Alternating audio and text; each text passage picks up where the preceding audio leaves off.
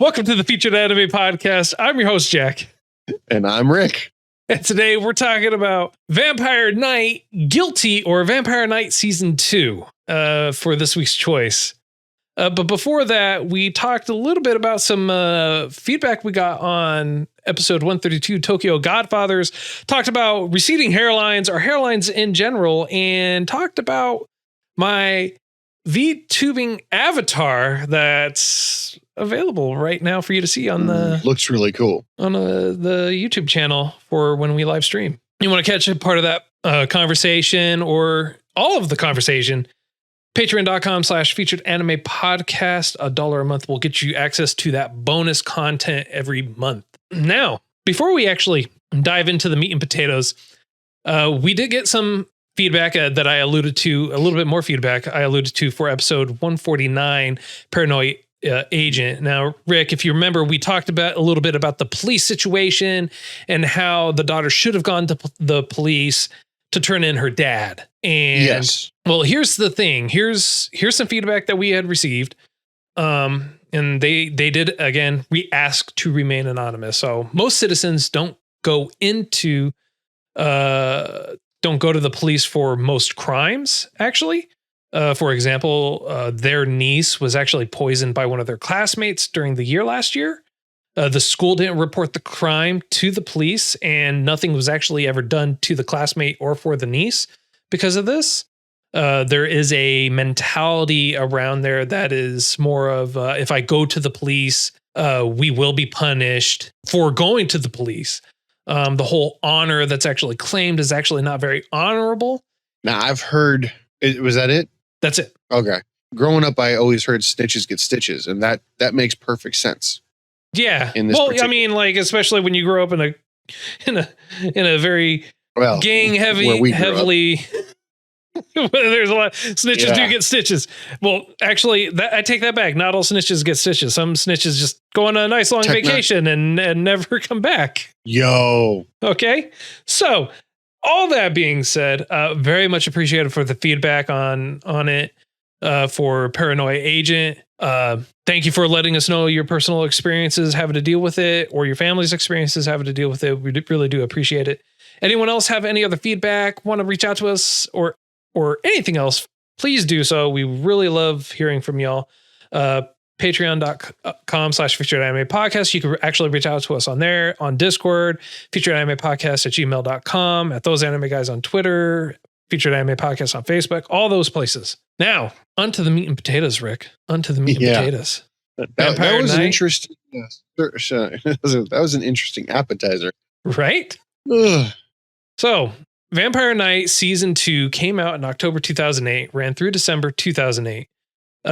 Producers for it was TV Tokyo and Aniplex. Studio Deen for the studio. It's based off of a manga. Genres are drama, mystery, romance, supernatural, vampire, and shoujo. And it's 13 episodes long. So, I got a text from my lady. Mm-hmm. And I believe she got a text from you or your lady giving the perfect synopsis. I think it was like a 5-word synopsis of the whole show. Okay. And I don't have it on me, so I don't remember what it was verbatim, but it was basically someone was told, you're going to love it. It's a love triangle between vampires and it's cheesy. Yes, that's exactly what it is. That's exactly what I told my wife. Yeah. I said, it's a love triangle between vampires and it's really cheesy. Yeah. So after watching season 2, that's pretty much what it is. Yeah. Now, did you watch it subbed or dubbed? Because I watched it dubbed with my lady and she was appalled. I watched it dubbed. Yeah. So I watched it dubbed and apparently she watched it originally subbed. And you know how I'm always kind of a snob when it comes to like sub versus dubbed? Yeah. I kind of got my own treatment with that. Okay. Because she was like, you're doing what now? That's horrible. And I'm like, no, just give it a shot. Give it a shot. It's actually pretty good. It's not bad. And she starts watching it. She goes, he doesn't sound like that. They don't sound like that. He didn't say it like that. Oh, he sounds like a creep. Yeah. No, that's possessive.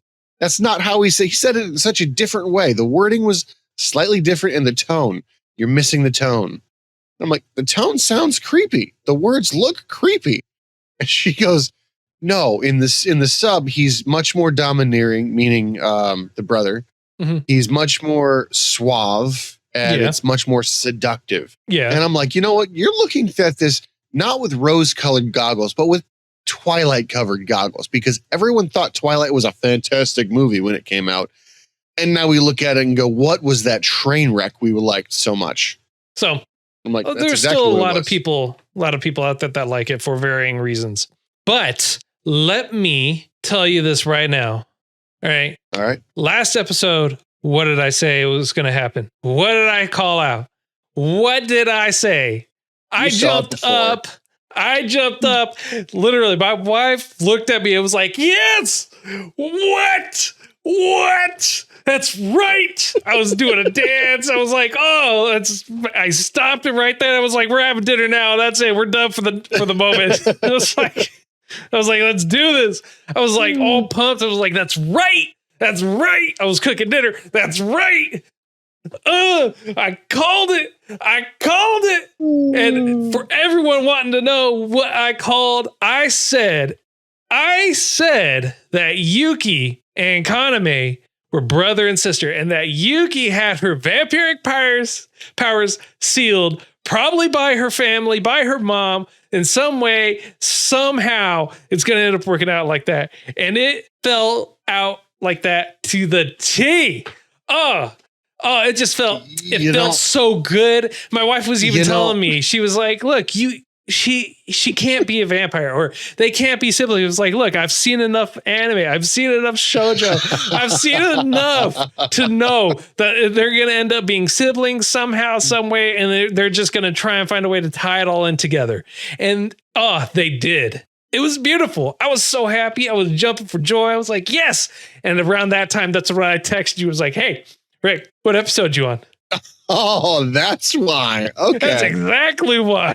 No, so I was watching that too. It came up. I'm like, I remember thinking, there's no way. I'm going to hear this later. And then I forgot about it until you just brought it up. Yeah. You know, it helps already having seen the show like 9 times, apparently. Hey. Not you, my girl. Oh, okay. I was going to say, dude, this is the first time and I called it. My wife even said, no, there's no way. I was like, no, straight up, that's what's going to happen. I've seen enough anime. I know this is what's going to happen. This will end up happening. And lo and behold, and she's like, but that's creepy. They're siblings. I was like, yeah, but they're royalty and they're vampires. It's how you keep royalty back in the day tried to keep their bloodlines pure, and you can't stay a pure vampire without introducing humans into it without having relations with your siblings. I mean, like, so I got a question. They even said it. They even called that out in there. It's like, yeah, it's not unusual for pure blood vampires to siblings to be together, to get married, to have offspring. True. There was actually, historically speaking, the most inbred family ever was of royal blood. And the very last of their lineage had so many things wrong with them. It was horrifying. Yeah. There's horrifying.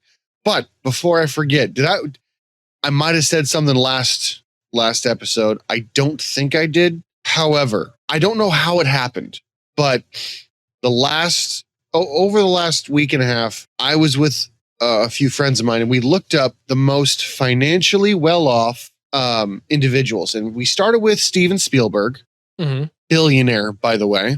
Okay. And then we're like, I wonder who was worth more, George Lucas or Spielberg? And then Spielberg lost that one. And I was like, I'm amazed that they have so much money. That's kind of cool. And then I was like, who's the most money in Star Wars? And of course it said George Lucas, but beneath that, it said top 10 most wealthy fictional characters. And do you know who number 1 was? I'll be disappointed if you don't know. Really? Yeah. Why would I pay attention to fictional characters' wealth? I don't even pay attention to real people's wealth. Why would I care? Oh, no. So it's going to round out. Trust me. Okay. Just follow me. All right. First one is Scrooge McDuck. Okay. Which is why I was surprised you didn't know that, because come on, Darkwing Duck and all this. Anyway, someone did the math and they're like, the gold is worth this and that's much. He's got the most money, fictional. The second one, ironically enough, is Smaug from The Hobbit. Yeah. The third one kind of upset me. The third one was from Twilight. Okay. The father in Twilight is the third richest person in existence when it comes to fictional characters. Yeah, I could see that. How? He's been a doctor. When you're a doctor, as long as he is, making all those hundreds of thousands, and you don't have to pay for health insurance on top of that, and you don't have to pay for food, all that money you're saving. Yo, all I know is if I had that much money, I'd be able to be like, guess what I don't need to do? Rick, go to school. Rick, the reason why they go to school, and I understand this, the younger you start off, the longer you can stay in one place without people having to ask questions. Homeschooled. Get the best tutors in the world. No, it's not even a matter of that. It's, yeah, you're getting homeschooled, but then you're just staying at home. What's the point in trying to stay in an area if you're never going out? The whole point is they're going out there, they're living their lives, and they're starting off young. And by the time they hit like maybe mid-20s, 30s, then they move. I guess. I'm just thinking like with that much money, I would not be living in with that much money, I would probably buy an estate specifically for my vampires. I'd buy an estate for the werewolves. So be like, all right, cool. You've got 150,000 miles over there. What's the whole point in bringing up the money, the vampire? How the hell? Okay. Well, no. So I brought that up because I was thinking to myself, how much does a school like this actually cost? Well, it's a private school. I know. So people pay to be a part of a private school. We're talking in Vampire Night, right? Or are we talking in the Twilight? We're talking about Vampire Night. Okay, because I didn't think there was any money. What would we be talking about? Well, when you said private school, I'm like, I don't think it was a private school. No, nobody's paying to go there. At Vampire Night? Yeah. Yeah. It's a private school. The students and their parents. There's dormitories. They have uniforms. Traditionally at private schools, you have uniforms that you have to wear. You can't wear street clothes in a private school. Okay, that's probably where I got confused because I just thought this was a school that was paid for by the elites and it was basically free, but it was curated for specific people. I mean, towards the end, it kind of was proven to be curated for specific people, specific vampires to be fair. But I thought because of the experiment, the council was paying for it with selected people on their own, like, you know, their side. And the vampires did that too. Okay. Well, I mean, like, if that's the case, why even hide the fact from the rest of the day students that everyone there are vampires? Because I don't think it was meant for the day students to begin with. But it's just meant to be a normal school. And the whole premise was to show that, hey, you know, even though there are vampires here and they're doing the experiments and everything like that, they are doing the best they can and showing that we can truly coexist with each other. Okay. I can. Because that was the whole premise of it. That's what Kine kept saying, or Cross kept saying, is I have this pacifist philosophy and I want everyone to, you know, get along with each other. And that's why Kaname really was drawn to it. I guess. Also, a little bit of a side note, probably skipping a little bit more forward. But what is a progenitor? Progenitor. I might be saying it wrong. The first of their line, I guess. The brother ended up being a reincarnation of something. The brother, he was reawakened as the progenitor of the family. The way that it was explained to me was it was the first of the family. Oh, right. Okay. So basically what they were trying to say is that his brother, they were going to remove Kaname from being the head of the family and make his uncle the new head of the family. Okay, but when I say the progenitor, I mean like he was the first vampire in this line. According to some of the literature I read and my girl's in-depth synopsis when she's already seen the entire thing. And she says that he was the first in that line and he was resurrected into the body of the brother by the uncle, which is why he was like, you can't kill me. I woke you up. Which is why Kaname had to have somebody else, Zero, kill him because he couldn't kill him himself. He could blow him to bits, but he could never deal the final blow. Okay. Well, I knew that he couldn't deal the final blow, and it had to do with him having or being basically Kurigan's. God damn it. Is that his name? Kurigan? I don't know. Kaname's father or Kaname's master. And that's why he couldn't do it. See, What makes him a master, though? The only way I can think of is he was brought back with blood, and the blood sacrifice essentially makes him a subordinate of the other guy. But he needs a body to be born into. And when the uncle stole the first son, and when he returned him after the ceremony was done, he was like, "All right, it is what it is. I've sealed a monster for my own bidding." Essentially. And the brother said that he was the progenitor. I think that's the word he used, progenitor. And when I looked it up and when I asked, it was indicating first of their line. So I'm reading it here real quick. Basically, Rito reveals that the reason why Kaname can't kill him is because he actually revived Kaname, making him Kaname's master. But at the same time, he was born to the other two. He was the son. So here's the thing, right? And this is what they talk about. A pureblood vampire can't truly be killed. And it said that it's not just specific to Rito, Kaname's uncle. It's true for any pureblood vampire. That basically, as long as you have all the pieces, which makes sense because you saw all the pieces there for Shizuka on the ground. If you went and you grabbed all those pieces and you were able to gather them all up and you put them all together, you would be able to revive her with the blood of a pure blood vampire. And it said that any pure blood vampire can technically be resurrected with this process, which means that they are truly immortals, that they can be resurrected without having as long as there is a pure blood around for them to get blood from. Okay. It's confusing regardless, I think. It is. But yeah, no, the way I was able to think about it in my head is how I explained it. He used the son to resurrect the guy, the older guy. Yeah. Does that mean that when they turned to sand, as his father did? His father didn't technically turn to sand. His father shattered like Rito and Shizuka did. True death. Or not true death, but they just died. And if he was able to grab all the pieces or whatever, he could have revived him and gone through the process. But all the other vampires who aren't pure blood vampires, when they die, they just turn into sand and that's it. Yeah, they're just done. They're toast. I'm actually, do you think magic is part of this world? Obviously. Because I mentioned, no, I mean like true Obviously. Magic, witches and wizards. No. So what makes the vampires so special other than the fact they need to drink blood? And the fact that they can live basically forever without ever really getting old and dying. Aging?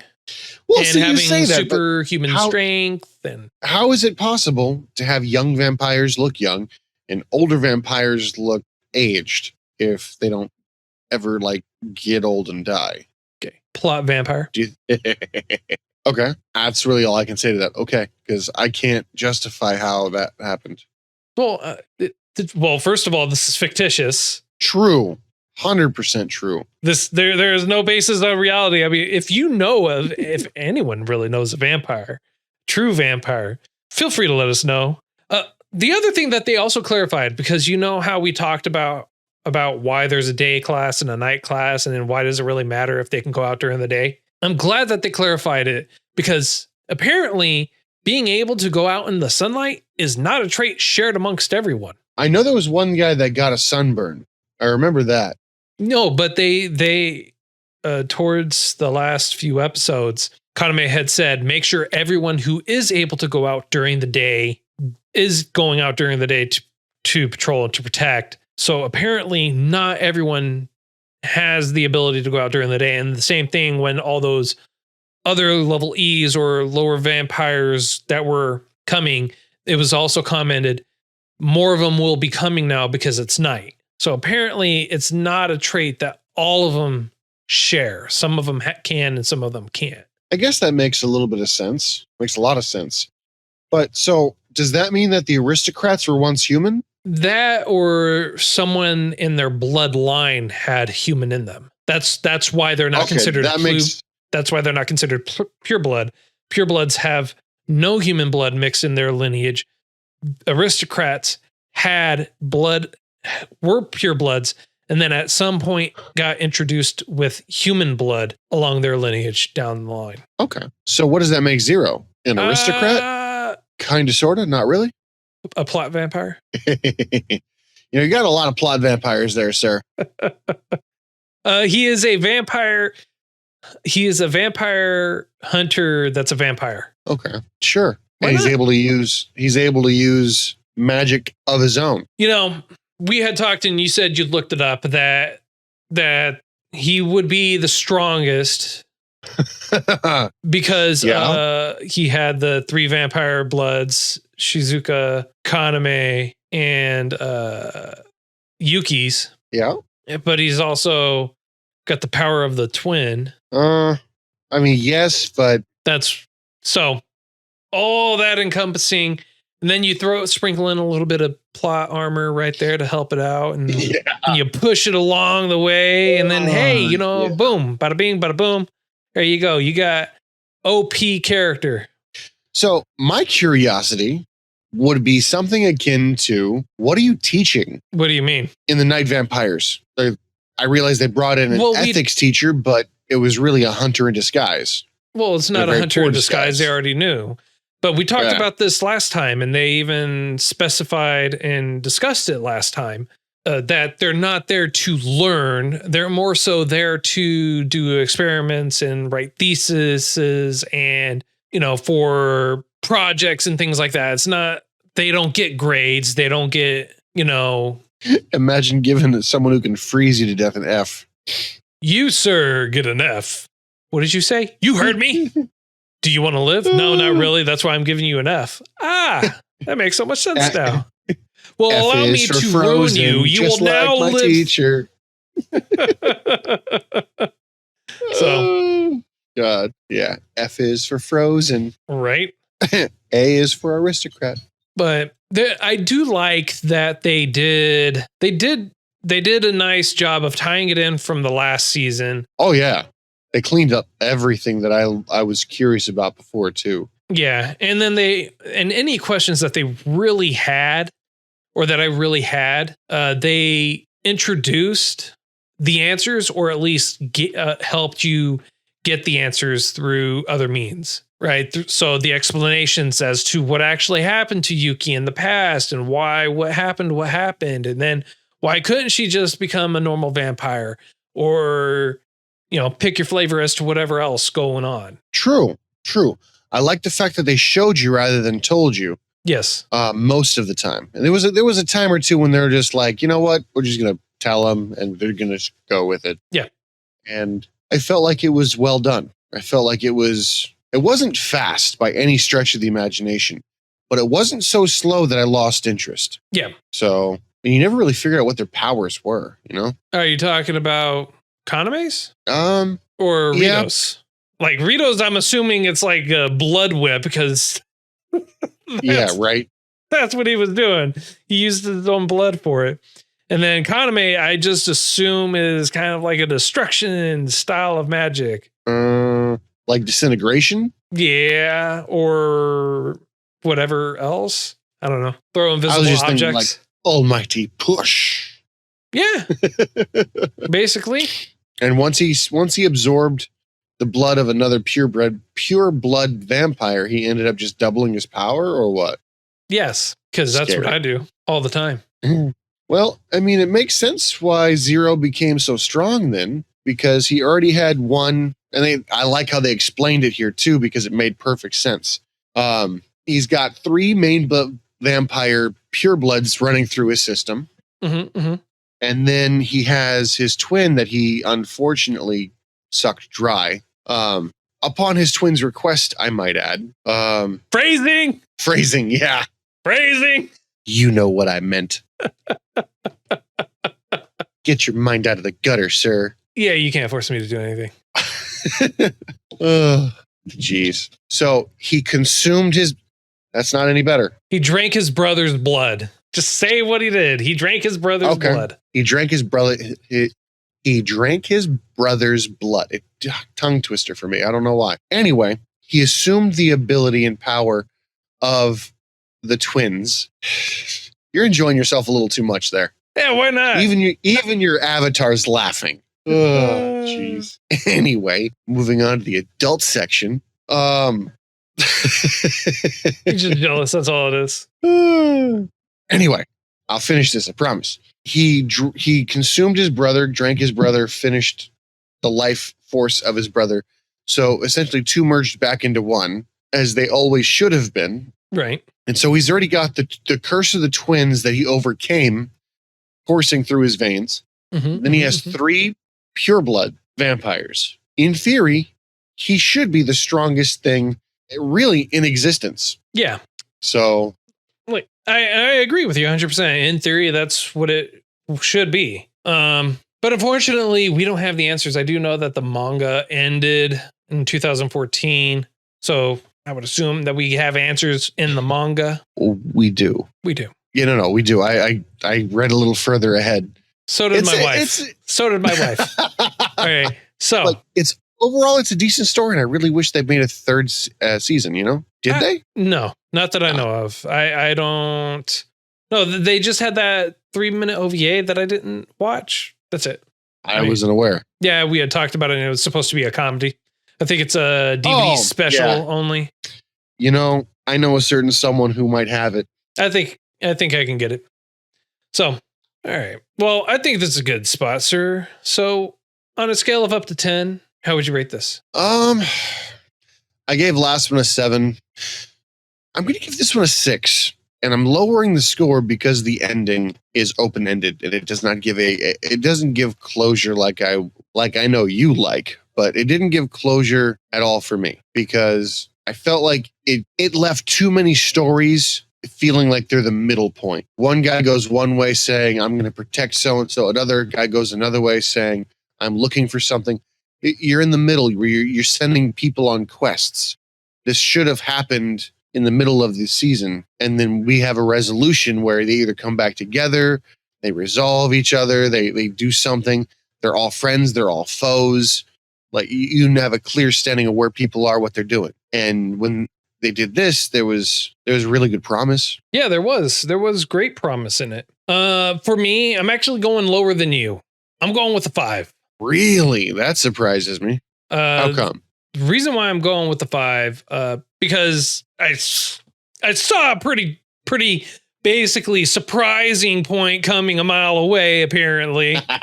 But not only that, all that lead up, they had episodes and episodes, basically almost an entire season's worth last season and this season leading up to a particular point, and it lasted all of like 10 minutes. If that. I agree. I feel like I feel like it was a roller coaster. I was in line for a while and it was over in 2 minutes. Yep. So that's why I'm going with the lower score. I'm going with a 5.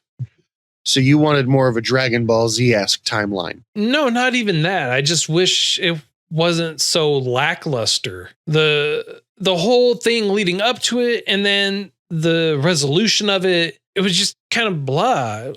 It was a situation where I felt it was kind of a really type of situation. That's it. So kind of like a Deus Ex Machina situation where the answer came out of nowhere. Well, it's not even that the answer came out of nowhere. It was like, that's it. Okay. Like the confrontation or the explanation? Both. Okay. It makes sense. I don't like the shows where you have someone show up at the end and be like, well, I planned this from the beginning. This did this and that did this and this led to that and that. And you're like, I was here from the beginning. Like I didn't see any of that. You showing me cutscenes that like they save for later, or like are they on the cutting room floor? I get that. I get that and I understand that. But I feel like it has to be higher than a 5. No, hear me out. Because season 1 made you want to watch season 2. I don't have to give it a higher than a 5 because of that. I don't base my ratings on what I previously watched. I base my ratings solely on what I watch. I don't go, well, I watched this, so I should rate it higher because I gave this score. No. Straight up, I could have given season 1 a 1, not wanted to watch season 2. But I would have watched season 2 because, you know me and my love. I got to follow that journey. You can't just let me watch something and not go on that journey. You got to go on the journey, man. You want the same journey with the same medium is what I think what you're going for, because you could also read what happened, but I don't think you will.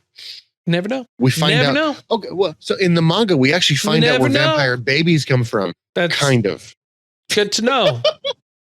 Okay, well, with all that being said, I hope you enjoyed this week's choice. Yeah.